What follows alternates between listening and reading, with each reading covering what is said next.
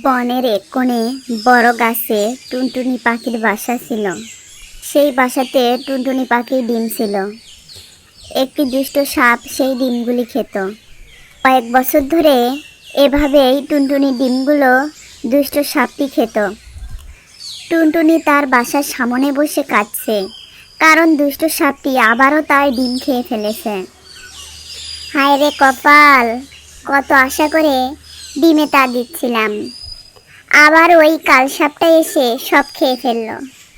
এভাবে চললে তো আমার বংশ শেষ হয়ে যাবে। না, এভাবে আর বসে থাকা যাবে না। আমি বনের রাজা সিংহের কাছে এর বিচার চাইবই। টুনটুনি রাগে ও কষ্টে উড়াল দিল। টুনটুনি উড়তে উড়তে বনের রাজা সিংহের গুহার সামনে গিয়ে পৌঁছাল। টুনটুনি যখন সিংহের গুহার সামনে গিয়ে হাজির হয়, সিংহ তখন আয়েশ করে বিশ্রাম নিচ্ছিল। মহারাজ, দোহাই আপনার, আমাকে বাঁচান। দুষ্ট সাপটা বারবার আমায় ডিম খেয়ে যাচ্ছে। আমি বড়ই অসহায়। আপনি এর একটা বিচার করুন মহারাজ। বলো কি, আমার রাজ্যে এমন চুরি সাহসকার? টুনটুনি, তুমি শান্ত হও। আমি সাপের এমন দশা করব যে সে আর কোনোদিন কারো দিকে চোখ তুলে তাকাবে না। ওই সাপকে শিক্ষা দেওয়ার জন্য আমার একটা মোক্ষম বুদ্ধি আছে। বনের রাজা সিংহ তখন তার বিশ্বস্ত সেনাপতি কুমিরের কাছে গেল। সে নদীর তীরে থাকে। সিংহ তার বিশ্বস্ত সেনাপতি কুমিরকে ডেকে পাঠালো। নদীর পাড়ে কুমিরের সাথে সিংহের বৈঠক হলো। শোনো কুমির, ওই কালসাপটা টুনটুনি ডিম খেয়ে খুব বার বেড়েছে। সাপটা যখন গর্তের বাহিরে থাকবে, তখন তুমি গিয়ে ওর সব ডিম নষ্ট করে দিয়ে আসবে। ওকে বুঝিয়ে দাও অন্যের সম্পদ হারালে কেমন কষ্ট হয়। মহারাজ, আপনি একদম চিন্তা করবেন না। টুনটুনির চোখের জল আমি বৃথা যেতে দেব না। আমি যাচ্ছি সাপের আস্তানায়।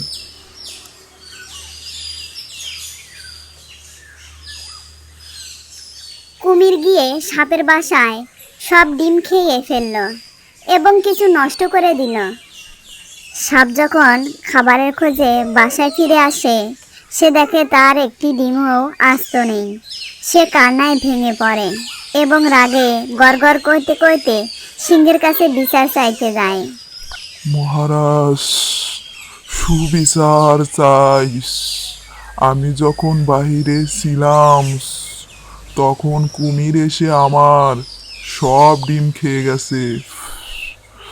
আমার সন্তানেদের এভাবে মেরে ফেলার অধিকার ওকে কে দিয়েছে? আমি এর কঠিন শাস্তি চাই। কেন হে সাপ, ডিম হারানোর ব্যথা বুঝি খুব বেশি? আজ তোমার নিজের ডিম হারিয়েছে বলে তুমি বিচারের জন্য ছুটে এসেছো, কিন্তু একবারও ভেবে দেখেছো তুমি যখন দিনের পর দিন অসহায় টুনটুনি ডিম চুরি করে খেতে, তখন ওর কেমন লাগতো? মহারাজ, আমি আমি আসলে থামো। মনে রাখবে, যেমন কর্ম তেমন ফল। অন্যের ক্ষতি করলে প্রকৃতি তোমাকেও ছাড়বে না। আজ তুমি যা হারিয়েছো তা তোমার নিজের পাপেরই ফল। সাপ তার ভুল বুঝতে পারে, তার চোখে জল আসে। সে টুনটুনির কাছে ক্ষমা চাওয়ার সিদ্ধান্ত নেয়। মহারাজ, আপনি আমার চোখ খুলে দিয়েছেন। আমি আজ বুঝতে পারছি টুনটুনির মনের কত কষ্ট দিচ্ছি। আজ আমি তওবা করছি। আমি আর কোনোদিন কোনো ক্ষতি করব না, কারো ডিম খাবো না। আমাকে ক্ষমা করে দিন। তুমি যদি সত্যি ভালো হয়ে যাও সাপ ভাই, তবে আমি তোমাকে ক্ষমা করে দিলাম। চলো আমরা সবাই মিলেমিশে এই বনে থাকি। তোমরা সবাই মনে রাখবে, অন্যের অনিষ্ট করলে নিজেরও অনিষ্ট হয়। যাও, সবাই মিলেমিশে এই বনে থাকো, কেউ কারো ক্ষতি করো না। বন্ধুরা লাইক করো, কমেন্ট করো এবং সাবস্ক্রাইব করো। একটি বিশাল জলাশয়ের ধারে বড় এক শিমুল গাছে সারসের বাসা। ঠিক তার পাশের ডালে এক কুসকুসে কালো কাকের ডেরা। তাদের মধ্যে সারাক্ষণ ঝগড়া লেগে থাকে। এই কাক, একদম আমার বাসার সামনে কাকা করবি না। তোদের মতো নোংরা পাখির জন্য আমার শান্তিতে থাকাই দায়। আরে যা যা, সাদা ধবধবে হলে হবে কি? তোর স্বভাব তো ভালোই না। এই গাছ কি তোর একার? তুই কি দেখতে ভালো? তুই তো দেখতে কুসকুসে কালো, তাই তোর ব্যবহারও খারাপ। তুমি কি ভাবছো? তুমি দেখতে সাদা হলে তোমার ব্যবহার বুঝি ভালো? একদিন সারস তার বাসায় দুটো ডিম রেখে খাবারের সন্ধানে বিলে গেল। কিছুক্ষণ পর ফিরে এসে দেখে বাসা খালি। আমার ডিম, আমার কলিজার টুকরো দুটো কোথায় গেল? এই বনে কেউ আমার ডিম নিতে সাহস পাবে না, একমাত্র ওই শয়তান কাক ছাড়া। আমি তোর ডিম নিয়ে কি করব? আমি তো নিজের খাবার খুঁজছিলাম। মিথ্যা বলবি না, তুই ছাড়া আমার কোনো শত্রু নেই। এখনই আমার ডিম ফিরিয়ে দে বলছি। তুই আমার ডিম ফিরিয়ে দিবি না? না দিলে আমি মহারাজের কাছে যাব। বিশ্বাস করো, আমি তোমার ডিম নেইনি। সারস বিশ্রাম নিয়ে বনের রাজা সিংহের কাছে পৌঁছালো। সিংহরাজ সিংহাসনে বসে গম্ভীর গলায় গর্জন দিলেন।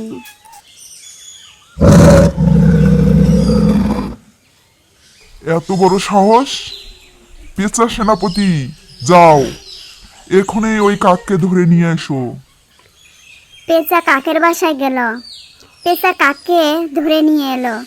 সিংহ তাকে ডিম ফেরত দিতে আদেশ দিলেন, কিন্তু কাক অস্বীকার করল। কাক, অপরাধ স্বীকার কর। ডিমগুলো কোথায় লুকিয়েছিস?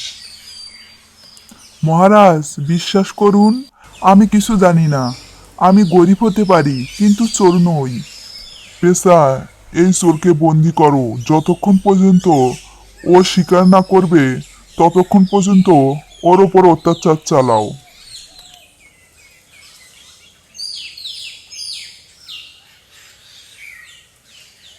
উফ, মেরো না, মেরো না, আমি নেইনি। ঈশ্বর জানেন আমি নির্দোষ। সবাই বাড়ি ফিরে গেছে। কাক একা বন্দি অবস্থায় ঢুকছে। তার মর্মর অবস্থা। পরের দিন টুনটুনি পাখি বনের ঝোপের পাশ দিয়ে উড়ে যাওয়ার সময় হঠাৎ কিছু একটা দেখতে পেল। সে দ্রুত সারসের কাছে গেল।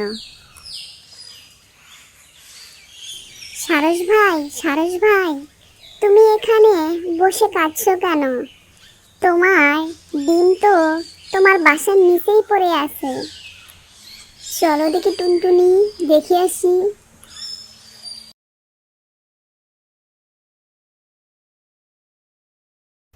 টুনটুনি, এগুলো তো ওখানে ছিল না।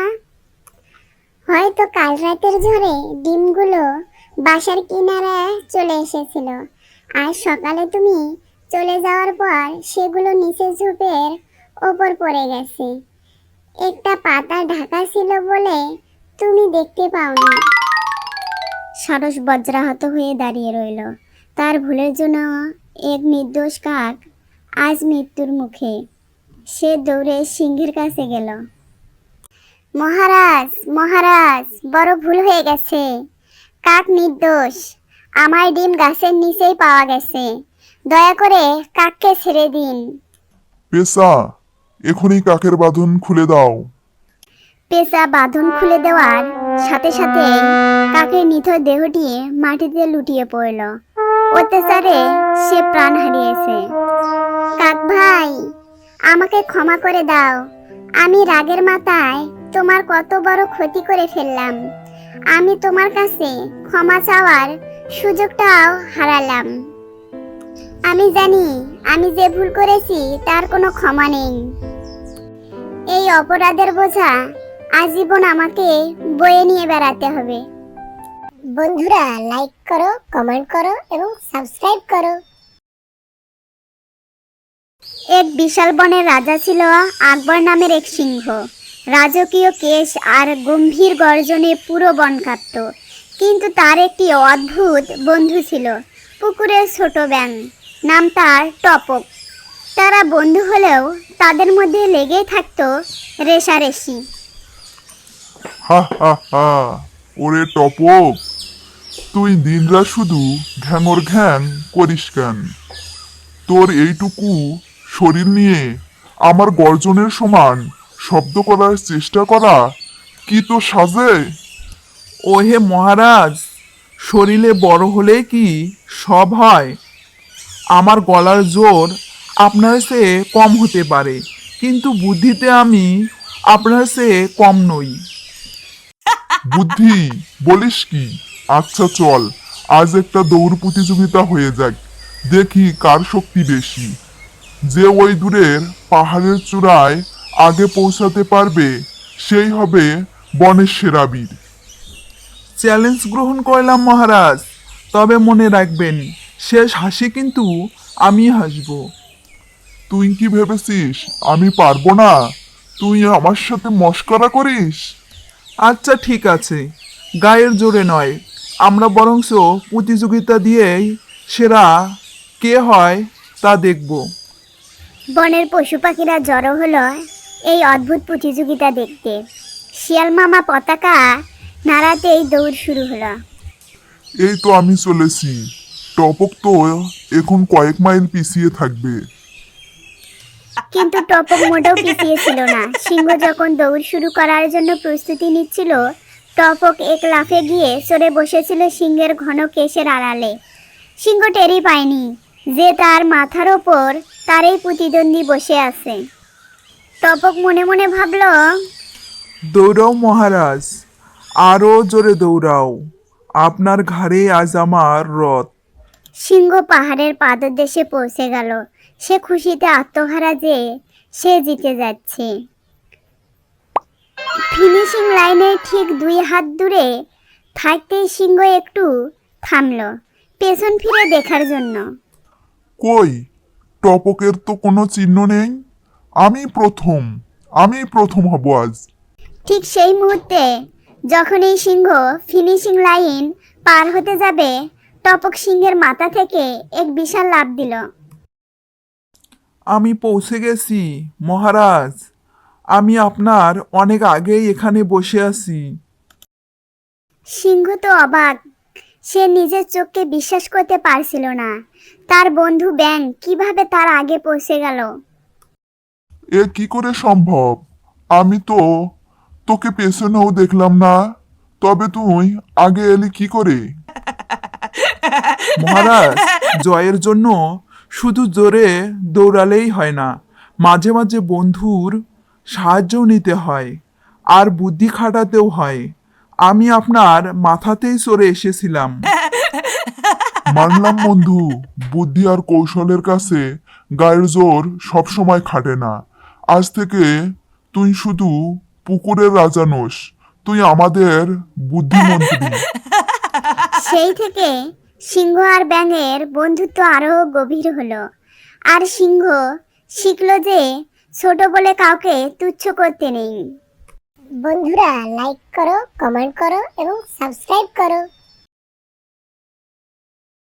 এক বনে বিশাল আকারের এক সিংহ বাস করত। সে বনের পশু পাখিদের ধরে খেত। বনের পশু পাখিদের একটি বৈঠক বসল। এভাবে চললে তো কয়েকদিন পর এই বনে আমরা ছাড়া আর কেউ বাকি থাকবে না। রাজা মশাই তো দিনে 10টা করে শিকার ধরছেন। ঠিক বলেছ ভাই, আমাদের একটা কিছু করতেই হবে। চলো সবাই মিলে রাজার কাছে গিয়ে একটা প্রস্তাব রাখি। আমি রাজি। নিজের জীবন বাঁচাতে এছাড়া আর কোনো উপায় নেই। তারা সবাই মিলে সিংহ রাজার কাছে গেল। তোরা আজ সবাই একসাথে এখানে কেন? তোদের কি মরণকাল ঘনিয়ে এসেছে? না মহারাজ, আমরা আপনার প্রজা সাধারণ।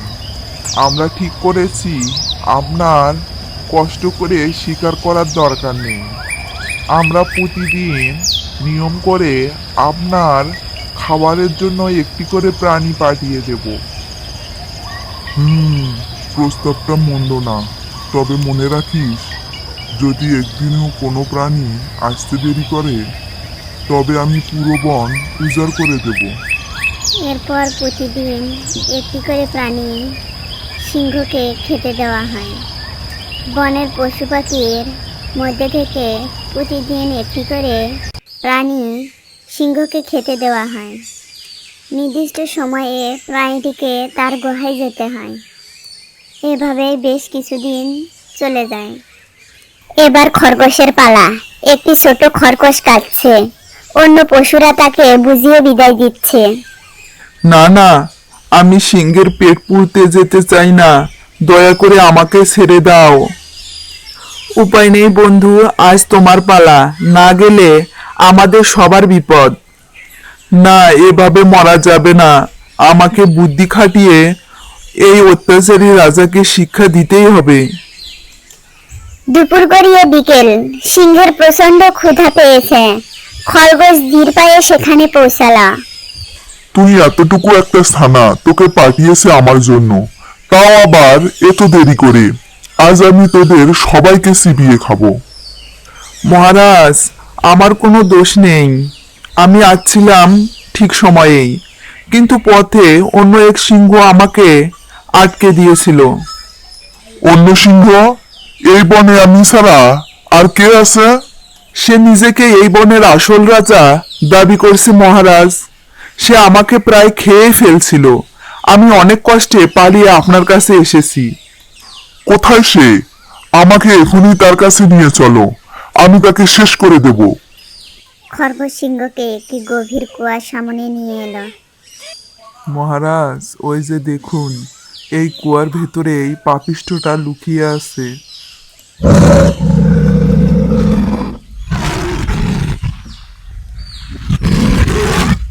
ওরে শয়তান, আমার দিকে তাকিয়ে গর্জন করছিস? দাঁড়া, আমি আসছি। সিংহ কুয়ার পানিতে ঝাঁপ দিল। এবার বোঝো ঠেলা, গায়ের জোরে থাকলেই রাজা হওয়া যায় না মহারাজ, মগজে বুদ্ধিও থাকতে হয়। সিংহটি কুয়োর গভীর পানিতে ডুবে মারা গেল। খরগোশটি নিচে গিয়ে বনের সবার কাছে ফিরে গেল। সেই থেকে বনের পাখিগুলো শান্তিতে বসবাস করতে শুরু করলো। বন্ধুরা লাইক করো, কমেন্ট করো এবং সাবস্ক্রাইব করো। এক গ্রীষ্মের দিনে বনের রাজা সিংহ বিশাল এক গাছের নিচে গভীর ঘুমে মগ্ন ছিল। তার প্রকাণ্ড থাবাগুলো আলতো করে মাটিতে ছড়ানো, আর তার লম্বা কেশরগুলো মৃদুমন্দ বাতাসে দুলছে। ঠিক সেই সময়ে একটি ছোট ইঁদুর খেলা চলে সিংহের দেহের উপর উঠে পড়ল। সে সিংহের লেজ বেয়ে তার মাথা পর্যন্ত দৌড়ে গেল। হঠাৎ করেই সিংহ জেগে উঠল। তার প্রচণ্ড গর্জনে সমস্ত বন কেঁপে উঠল।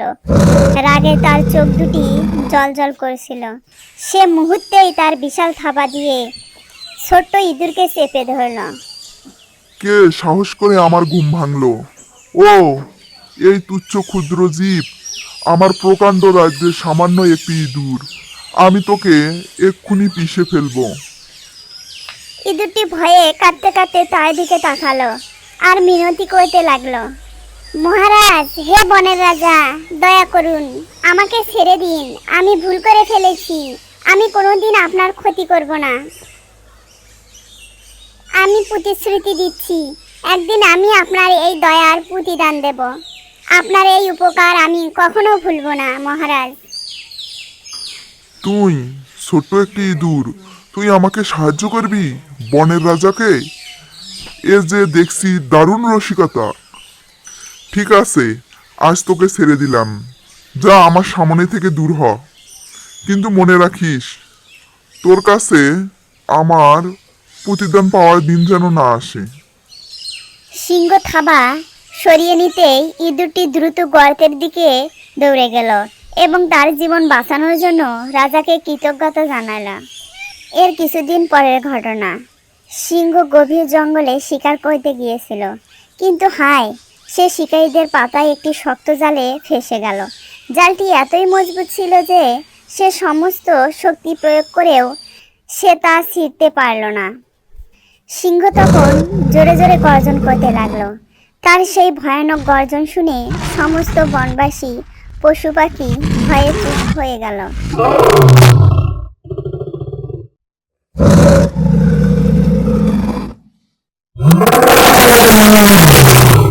সেই সময় সেই ছোট্ট ইঁদুরটি সিংহের আর্তনাদ শুনতে পেল এবং দ্রুত সেদিকে ছুটে এলো। মহারাজ, আপনি এই জালে আটকে আছেন? চিন্তা করবেন না, আমি আপনাকে সাহায্য করব। যাও ইঁদুর, এখান থেকে যাও। তুমি কি করবে? তোমার এই সামান্য শরীর দিয়ে তুমি আমার কি সাহায্য করবে? কিন্তু ইঁদুরটি সিংহের কথায় কান দিল না। তৎক্ষণাৎ জালের দড়িগুলো তীক্ষ্ণ দাঁত দিয়ে কাটতে শুরু করলো। সে একটানা কাজ করে যেতে লাগলো। মহারাজ, আপনি সেদিন আমার প্রাণ বাঁচিয়েছিলেন। আজ সেই প্রতিদানের দিন। দেখুন, ছোট হলেও আমরা কাজে লাগতে পারি। ধৈর্য ধরুন। অল্প সময়ের মধ্যে ইঁদুরটি জালের বেশ কয়েকটি প্রধান দড়ি কেটে দিল। জালটি আলতো হয়ে গেল এবং সিংহ এক লাফে জাল থেকে বেরিয়ে এলো। ছোট বন্ধু, আমি লজ্জিত। আমি তোমার আকার দেখে তোমাকে তুচ্ছ করেছিলাম। তোমার সাহস আর প্রতীক্ষায় আজ আমার জীবন বাঁচালো। তুমি আমার আসল বন্ধু। মহারাজ, বন্ধুত্ব বা উপকার কখনো শক্তি বা আকার দেখে হয় না। দয়া ও কৃতজ্ঞতাই সবচেয়ে বড় গুণ। সেই দিন থেকে সিংহ এবং ইঁদুর খুব ভালো বন্ধু হয়ে গেল। আকার বা শক্তি দিয়ে কাউকে বিচার করা উচিত নয়। ছোট হলেও কেউ বড় উপকার করতে পারে, আর সামান্য দয়াও একদিন দারুণ প্রতিদান নিয়ে আসে। বন্ধুরা, লাইক করো, কমেন্ট করো এবং সাবস্ক্রাইব করো। একদিন এক বনের মুরগি খাবারের খোঁজে জঙ্গলের দিকে যাচ্ছিল। কিছুক্ষণ হাঁটার পর সে দেখে তার সামনে একটা শিয়াল দাঁড়িয়ে আছে। তাকে দেখে সে দাঁড়িয়ে পড়ে। মুরগিকে দেখে শিয়ালের জিভে পানি চলে আসে আর সে তাকে তাড়া করে, কিন্তু শিয়াল গিয়ে তার সামনে দাঁড়ায়। কিরে শিয়াল, তুই কেন আমার রাস্তা আটকিয়েছিস? আমার সামনে থেকে সর, আমি আমার বাসায় যাব। আমি তোকে আজ তোর ঘরে যেতে দেব না। তোকে আমি খাবো। এসব তুমি কি বলছো? তুমি জানো না যে এই জঙ্গলে কেউ অন্য কারো প্রাণ নিতে পারে না? তুমি সিংহ মহারাজের হুকুম কি অমান্য করছো নাকি? আরে রাখ তোর সিংহ মহারাজ। আমি যে তোকে খাবো তা কি সিংহ মহারাজ জানবে? আর তুই যদি মারা যাস তাহলে সিংহ মহারাজের কাছে কে বিচার দিবে? আরে, কেউ কি আছো? এই পাজি শিয়ালের হাত থেকে আমার প্রাণ বাঁচাবে? কেউ আমাকে বাঁচাও, আর তা না হলে এই শিয়াল আমাকে খেয়ে নেবে। কেউ কি আছো? দয়া করে আমাকে সাহায্য করো। কেউ আসবে না এই নির্জন জায়গায়।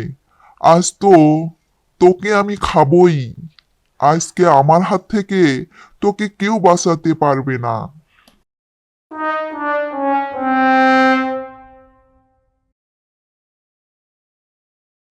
ওরে বাবা, এটা আবার কি? এ তো দেখছি ভাল্লুক।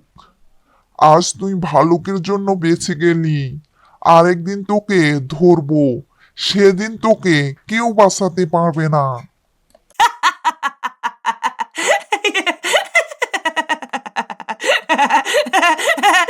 কিরে মুরগি, শিয়াল কি তোকে খেতে চাচ্ছিল? হ্যাঁ, ওই পাজি শিয়ালটা আমাকে খেতে চাচ্ছিল। তুমি যদি সময় মতো না আসতে তাহলে সে আজ কি যে হতো কে জানে। তুমি না থাকলে শিয়ালটা আমাকে খেয়েই নিত।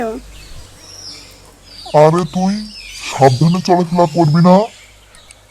আমি তো সবসময় সাবধানেই চলাফেরা করি, কিন্তু সে বলেছে আমাকে যদি কখনো একা পায় তাহলে সে আমাকে খেয়ে নেবে। এখন আমি যে কি করব?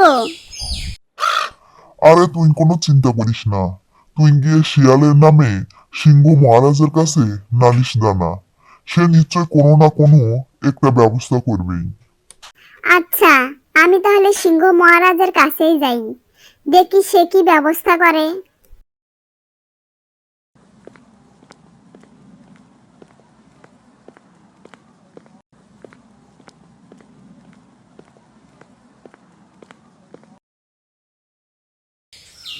কি মুরগি, এখানে কি মনে করে এলি?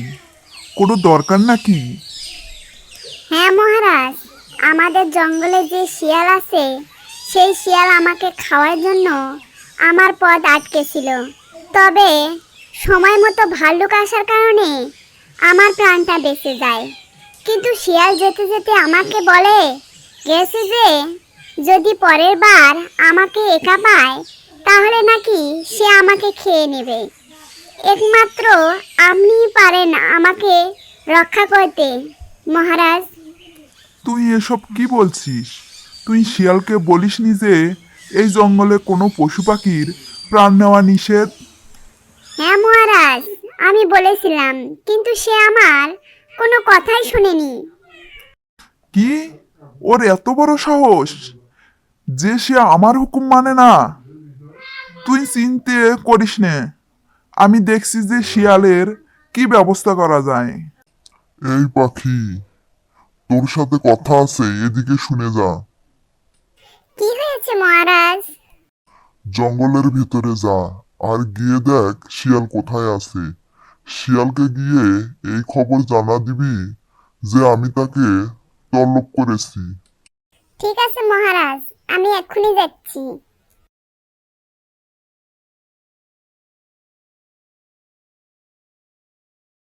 শিয়াল, এই শিয়াল, এই বেটা আজকে যে ঘুম দিয়েছে, আজ মনে হয় এই বেটা আর ঘুম থেকে জাগবে না। এই শিয়াল ওঠ, তাড়াতাড়ি ওঠ, সিংহ মহারাজ তোকে যেতে বলেছে, তাড়াতাড়ি ওঠ। আরে এ তো দেখি ওঠে না, শুয়েই আছে। অলস শিয়াল, উঠবি না? দাঁড়া, তোকে মজা দেখাচ্ছি। এই শিয়াল ওঠ তাড়াতাড়ি। কি হয়েছে? তোমার সমস্যা কি? এত ডাকছো কেন? তোমাকে সিংহ মহারাজ দেখা করতে বলেছেন এক্ষুনি। কেন? সিংহ মহারাজ আমাকে কেন তার ওখানে যেতে বলেছেন? সেটা কি আর আমি জানি? তুমি নিজে গিয়ে দেখো তোমাকে কেন ডেকেছে। আমার কাজ আছে, আমি গেলাম। তুই এক্ষুনি যা মহারাজের ওখানে।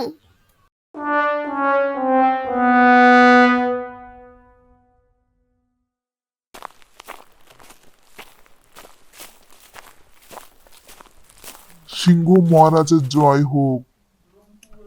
মহারাজ, আপনি কি আমায় তলব করেছেন? শিয়াল, তুই নাকি আজ মুরগিকে মেরে খেতে চেয়েছিলি?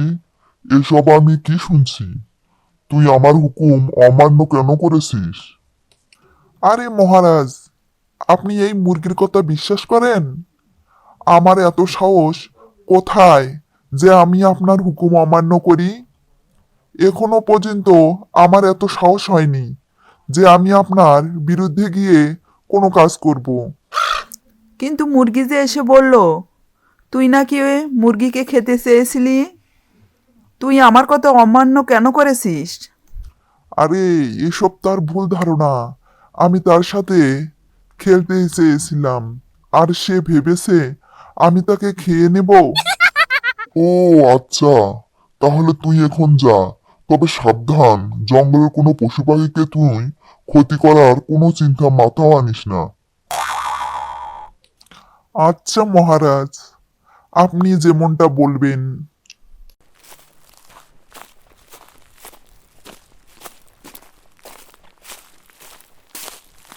কিরে শিয়াল, কোথায় যাচ্ছিস? কোথায় আর যাব? সিংহের কাছে গিয়েছিলাম, বাড়ি ফিরছি। কেন? সিংহের ওখানে কেন গিয়েছিলি? কি আর বলবো কষ্টের কথা। তুমি তো জানো এই জঙ্গলের কি নিয়ম। এই জঙ্গলের কোনো পশু পাখি খাওয়া যাবে না। আজ একটা মুরগিকে খেতে চেয়েছিলাম। সেই ব্যাপারটা বোধ হয় সিংহ মহারাজের কাছে আমার বিরুদ্ধে বিচার জানিয়েছে। এখন মহারাজ আমাকে কিছু কথা শুনিয়েছে। আমি সেখান থেকে মিথ্যে বলে কোনো রকমে বেঁচে ফিরেছি। আরে আমার সামনে ওই সিংহের কোনো কথাই বলিস না। ওই বদমাইশ সিংহের জন্য আমাকে আজকে ঘাস খেয়ে থাকতে হয়। আমি বাঘ হয়েও ছাগলের মতো ঘাস খাই। কি নিয়ম দিয়েছে জঙ্গলে যে কোনো পশু পাখিকে খাওয়া যাবে না? এটা কোন নিয়ম হলো? আমি যদি রাজা হতাম তাহলে এরকম নিয়ম আমি কোনোদিনও করতাম না। আমি বলি কি মামা, ওই বুড়ো সিংহকে মেরে তুমি এই জঙ্গলের নতুন রাজা হও না। আরে আমি কি আর রাজা হতে পারবো? কেন হতে পারবেন না? তুমি নিজেকে দেখেছো তুমি কত সুন্দর। আর রাজা হওয়ার জন্য যে যে গুণ থাকা দরকার তার সব তোমার মধ্যে আছে। তবে এ কথাটাও ঠিক যে তুমি ঘাস খেয়ে একটু চিকন হয়ে গেছো। আর তাছাড়া তুমি সিংহের থেকে কোনো দিক থেকে কম নও। তাই নাকি শিয়াল? তাহলে তুই সিংহকে গিয়ে বল যে বাঘ হলো এই জঙ্গলের নতুন রাজা। আর সে যদি আমাকে এই জঙ্গলের রাজা হিসেবে না মানে তাহলে এই জঙ্গলে আগুন জ্বালিয়ে দেব আমি। আমার যা ইচ্ছা হবে তাই আমি করব। আর আমার সাথে যদি লড়াই করতে আসে তাহলে আমি তাকে মেরে দেব। যা শিয়াল, এসব কথা গিয়ে সিংহকে বলবি। আচ্ছা ঠিক আছে, আমি এক্ষুনি যাচ্ছি। তুমি এখানেই থেকো।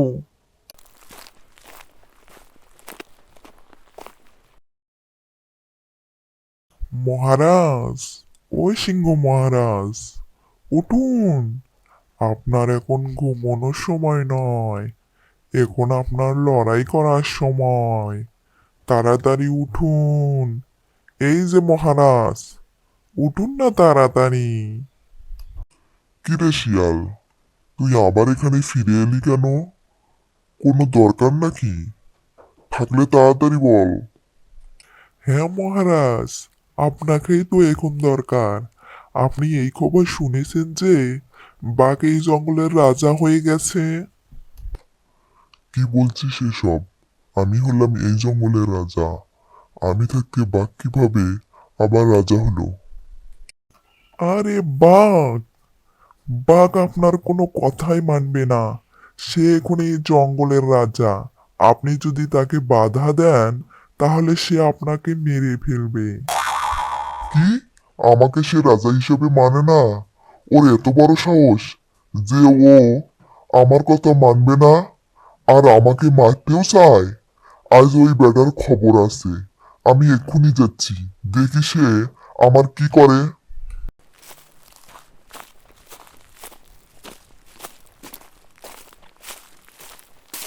কিরে বাঘ, তোর এত বড় সাহস যে তুই আমার রাজত্ব কেড়ে নিতে চাস?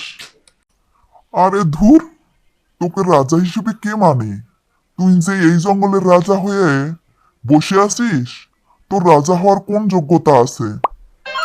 তুই আমার যোগ্যতা নিয়ে কথা বলিস? আয় আমার কাছে আর এসে দেখ আমার যোগ্যতা আছে কি নাই। আমি তোর কাছে যাব কেন? তুই আমার কাছে আয়। কয়েকদিন ধরে তোকে মারার একটা সুযোগ খুঁজছিলাম, আর সে সুযোগ আমি পেয়েছি আজকে। তোকে মেরে আমি হব এই জঙ্গলের নতুন রাজা। তাই তোর নতুন রাজা হওয়ার শখ, তুই আমাকে মারবি আর আমি দাঁড়িয়ে দাঁড়িয়ে তোর মার খাবো? এটা তুই ভাবলি কি করে?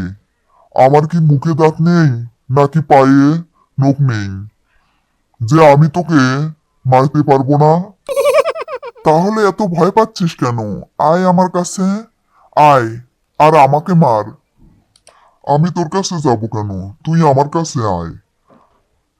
আজকে তোকে খাইছি, দেখি আমার হাত থেকে তোকে কে বাঁচায়। এই তোমরা থামো, এসব কি করছো? এত ঝগড়া করছো কেন? ওই খরগোশ, তুই এখান থেকে যা। আজকে আমি এই বাঘকে প্রাণে মেরে ফেলবো। তুই আমাকে মারবি? আয়, আমি বুঝি দাঁড়িয়ে দাঁড়িয়ে ঘাস খাবো? এই বাঘ, তুমি চুপ করো। তোমরা এসব কি করছো? ঝগড়া করে কি হবে? তুমি যে সিংহের কাছে মারামারি করেছিলে, তুমি যদি মারা যেতে তাহলে তো তুমি আর এই পৃথিবীতে থাকতে না। তাহলে এমন লড়াই করে লাভ কি? আর সিংহ মহারাজ, আপনি এসব কি করছেন? আপনার তো বয়স হয়েছে। আপনি লড়াই করতে গিয়ে যদি মারা যেতেন তাহলে তো আপনার রাজত্ব, জীবন দুটোই যেত। তাহলে এমন লড়াই করে লাভ কি? একটা কথা সবসময় মনে রাখবেন, লড়াই করে কোনো সময় সমস্যার সমাধান হয় না। আচ্ছা ঠিক আছে খরগোশ, তুমি যখন এত করে বলছো ঠিক আছে, আমি আর ঝগড়া করব না। তাহলে আজ থেকে বাঘে এই জঙ্গলের রাজা হয়ে যাক। তবে বাঘের কাছে আমার একটা অনুরোধ রইল, সে যেন এই জঙ্গলের পশু পাখির কোনো ক্ষতি না করে। আরে না, আমি আর এই জঙ্গলের রাজা হব না। সিংহ মহারাজ, আপনি এই জঙ্গলের রাজা, কারণ এখন পর্যন্ত আপনি জঙ্গলের পশু পাখির কথা ভাবছেন, আর আমি জঙ্গলের পশু পাখিদের খাওয়ার চিন্তা করছিলাম। তাই এই জঙ্গলের আসল রাজা হলেন আপনি। আমাকে মাফ করে দিন মহারাজ, আমার ভুল হয়ে গেছে, আমি বড্ড ভুল করেছি। সত্যি বলতে কি, এই পৃথিবীতে সবারই বাঁচার অধিকার আছে। কেউই এই পৃথিবীতে ছেড়ে চলে যেতে চায় না।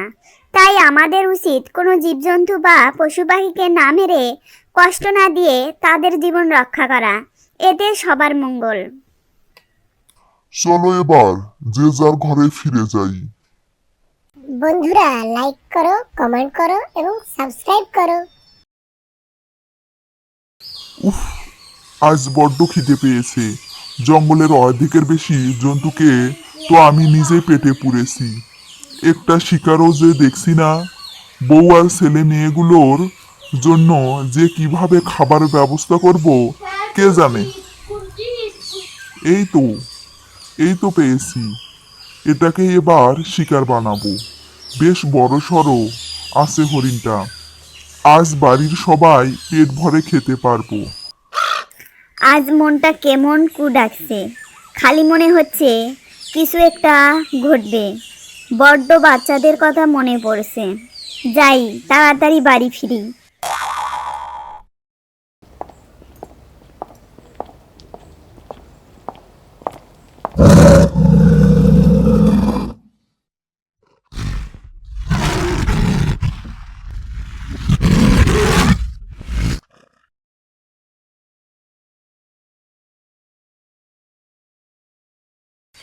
এই নাও গিন্নি, আজ বড় শিকার এনেছি। কি মজা, আমিও খাবো। আমি তো ভেবেছিলাম আজ তুমি খাবার আনতেই পারবে না। তোমার ভয়ে তো আজকাল কেউ এই দিকটায় আসেই না। আমি হলাম বনের রাজা, আমার সাথে মোকাবিলা করার ক্ষমতা কারো নেই। এই হরিণটাকে দিয়ে আজ ভোজ করব। বাবা, মা কোথায়? মা তো সেই কখন গেছে, এখনো এলো না কেন? এত দেরি তো কোনোদিন হয় না। আমিও তো তাই ভাবছি রে মা, তোর মা তো এত দেরি করে না। চল, আমরা বরং মাকে খুঁজতে বেরোই। হয়তো পথ ভুলে অন্য কোথাও চলে গেছে। বাবা ও মেয়ে মিলে জঙ্গলে তন্ন তন্ন করে খুঁজলো, কিন্তু কোথাও মাকে পেল না। হরিণ কান্নায় ভেঙে পড়ল। কোথায় গেলি তুই? আমাকে একা রেখে কোথায় গেলি?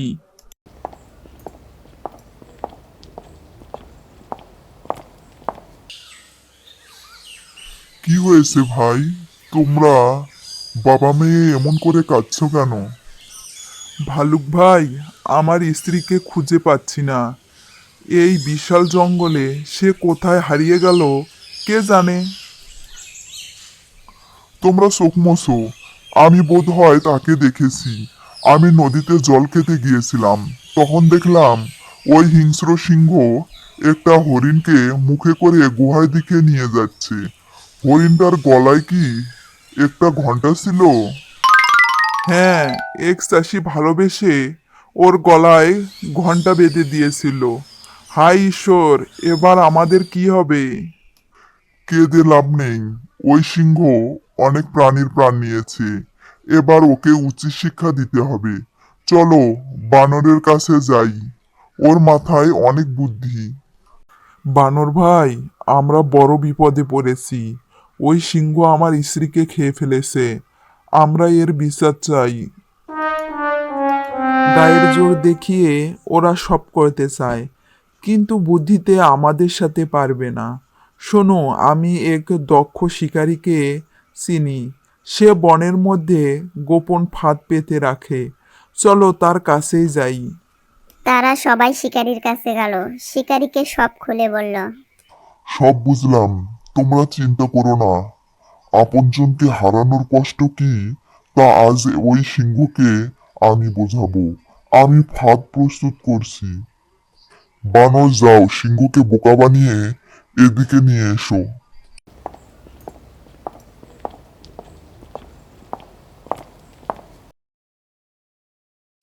মহারাজ, আপনার জন্য একটা দারুণ খবর আছে। কি খবর যা বনের রাজা জানে না, তুই জানলি কি করে? ওই যে শুকনো নদীর চর দেখছেন, ওখানে অনেক হরিণ আটকা পড়েছে। আপনি গেলে একসাথে অনেক শিকার পাবেন। আপনাকে আর রোজ রোজ পরিশ্রম করতে হবে না। বাহ, তুই তো বেশ কাজের। চল, আমাকে পথ দেখিয়ে নিয়ে চল।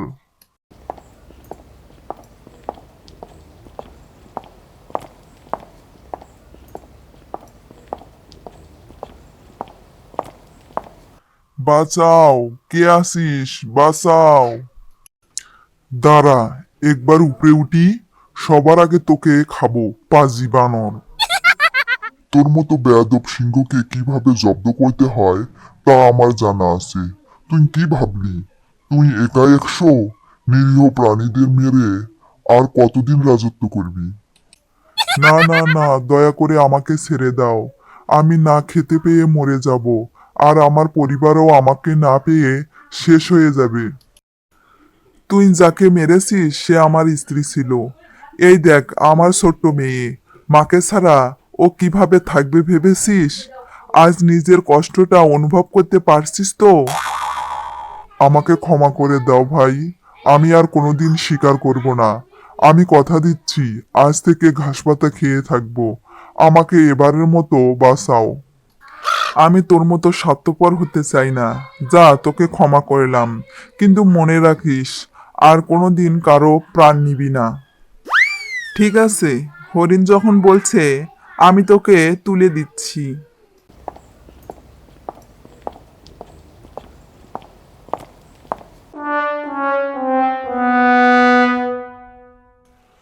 হা হা হা, বোকার দল, এবার সবার আগে তোকে খাবো শিকারি।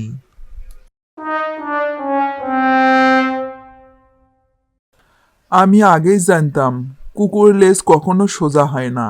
বিশ্বাসঘাতকের শাস্তি এটাই। দ্রুত ও স্বার্থপর প্রাণীদের অন্তিম পরিণতি এভাবেই হয়। সিংহ যদি সত্যি কথা রাখত তবে সে বেঁচে যেত, কিন্তু তার লোভ আর হিংসায় তার পতনের কারণ হলো।